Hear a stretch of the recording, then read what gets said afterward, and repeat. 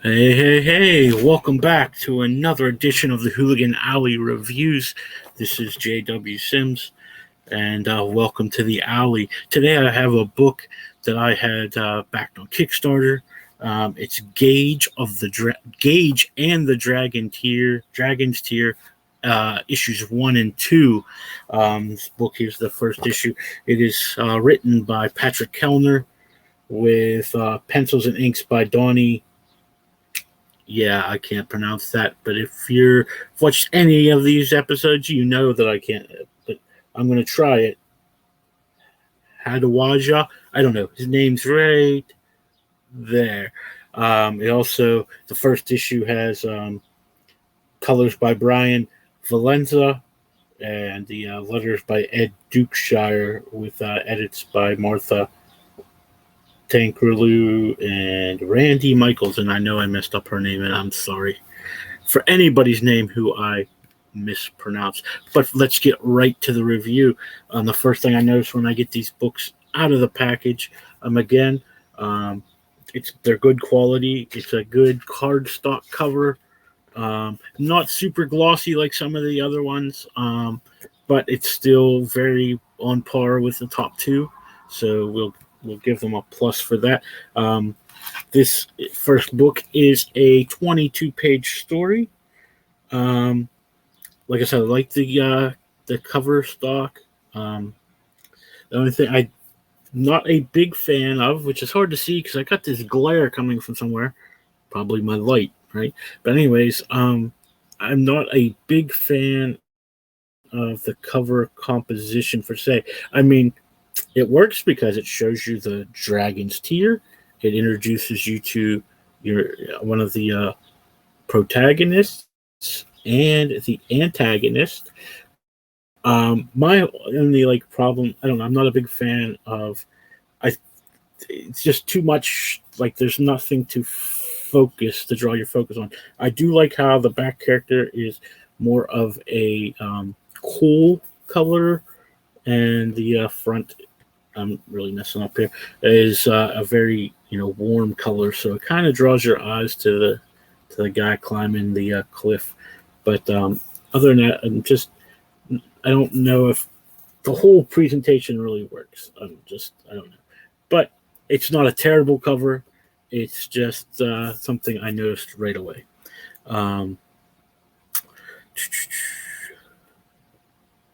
Oh, I'm on the wrong thing. Sorry.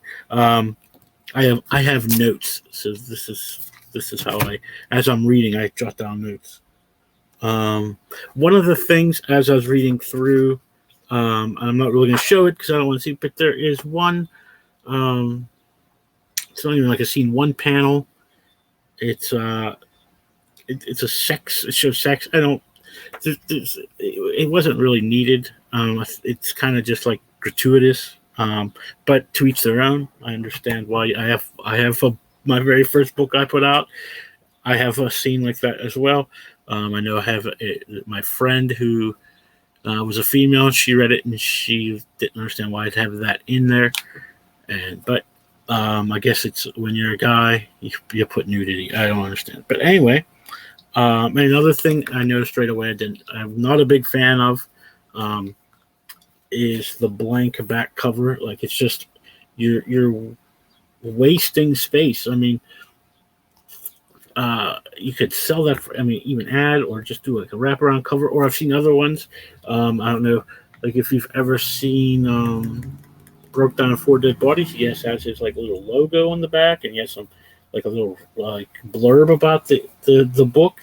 Just anything to just take away this negative space. But again, that's what it is. But now the positive stuff.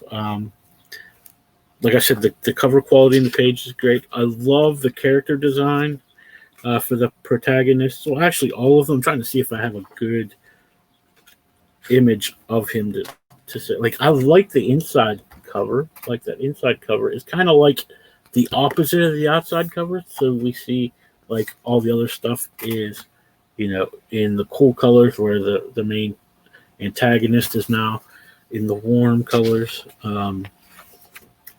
But I guess I'm trying to just see scan through this really quick. I should have wrote this down.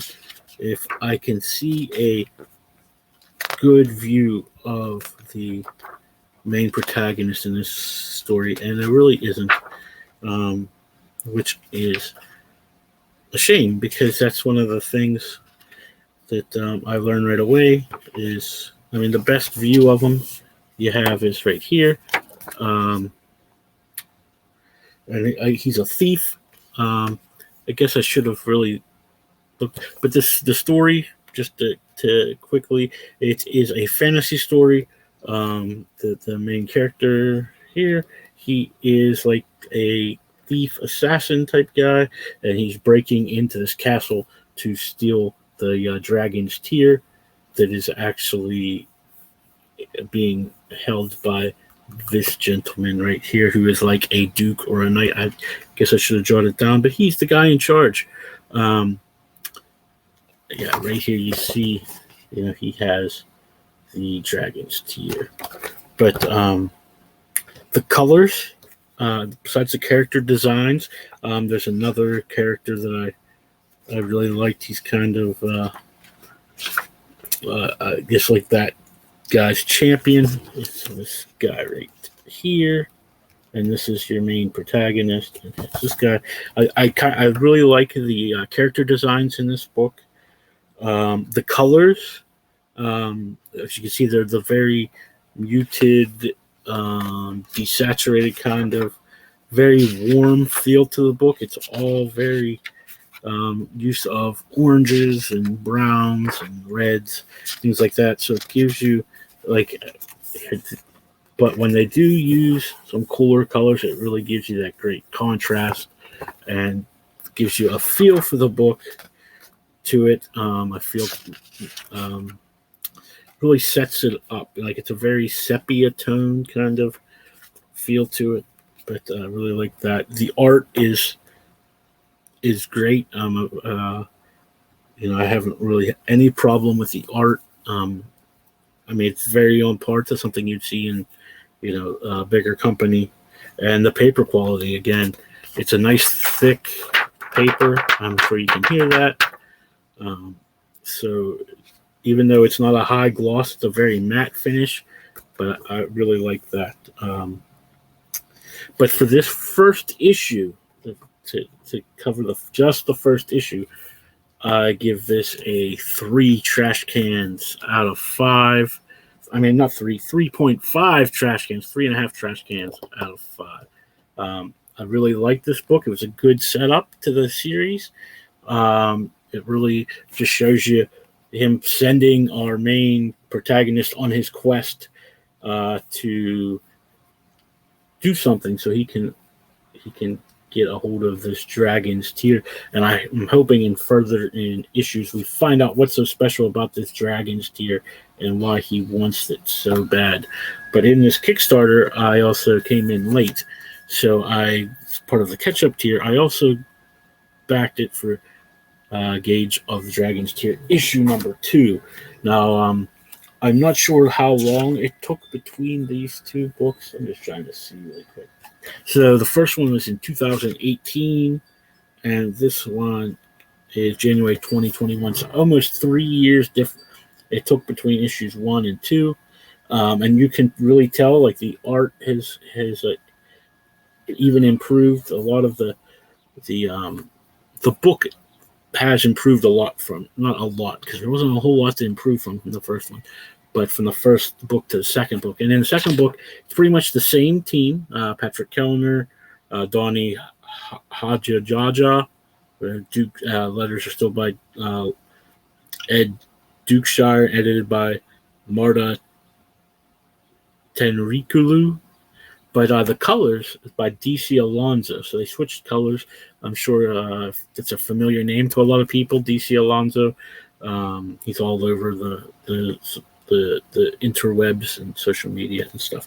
But right away, the first thing I noticed is the cover art on issue 2. I like this cover a lot more than the second one. Again, it does the same thing. We have the main protagonist of this issue out front and in full living color, while we have that same antagonist in the background, kind of. Now it's like a very the warm colors instead of the cool colors, but he's pushed to the back. So our main focus is here on the main protagonist, which you might notice right away. This is a different guy in this book than in the first book. And that's one of the things I'm going to touch on here as we get into it.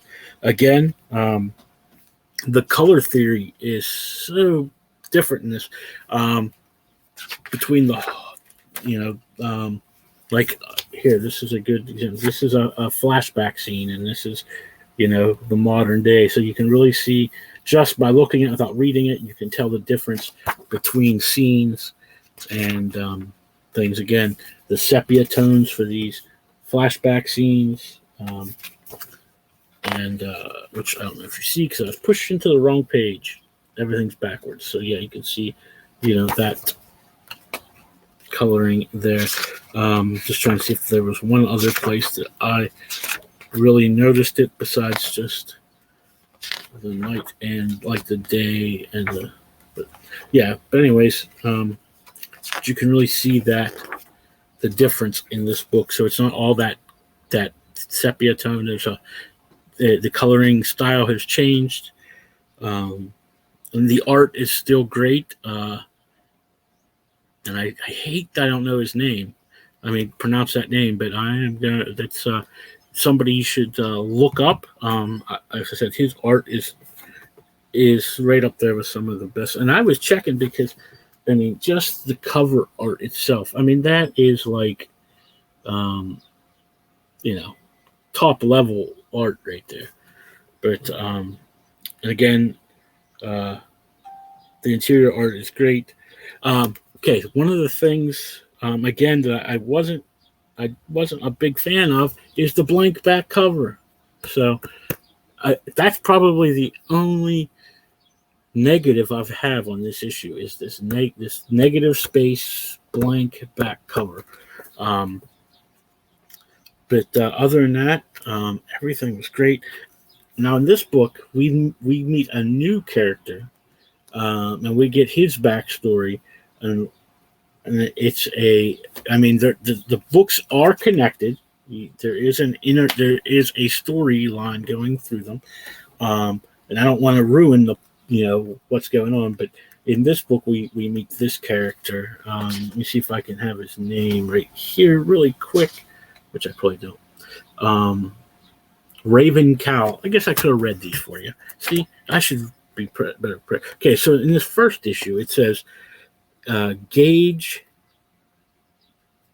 Mahan, former member of the Dark Shadows Guild of Thieves and Assassins, has been searching for a jewel with rumored mystical power. Acting on a tip to the gem's location, he put into place his plan to steal the White Dragon's Tear. So that's, your rundown on the first issue. So his name is Gage, so that's why it's Gage and the Dragon's Tear. So this is Gage, and he wants this mystical dragon's tear for some reason, but we don't know. So, but in the second issue, it says 10 years ago, Raven Cow. I mean, that's a great Raven Cow crossed the ocean in search of a worthy master. With his training complete, he has returned to the shores of Aster with one thing in mind: revenge. So, it's I really enjoyed this story. So we get like character debuts in this one. I never said, but these books come from West of the Sun, and I really can't wait to get the next book. The little blurb at the end says, "Raven wants his head, but who is Dar Haster? Find out in issue 3. So I have a feeling issue 3 will be like that. We'll be introduced to Dar Haster, and we'll probably get his backstory. But anyways, I give this issue a 4.5 out of 5. So it's a near perfect book. Like I said, the only negative I have is the back cover. So far this series with 1 and 2, I give it a combined 4 out of 5 trash cans. I would very much recommend this book. If you can contact Patrick Kellner on Facebook, see if he has a way you can still get it. Like I said, I backed it on Kickstarter and really looking forward to issue 3.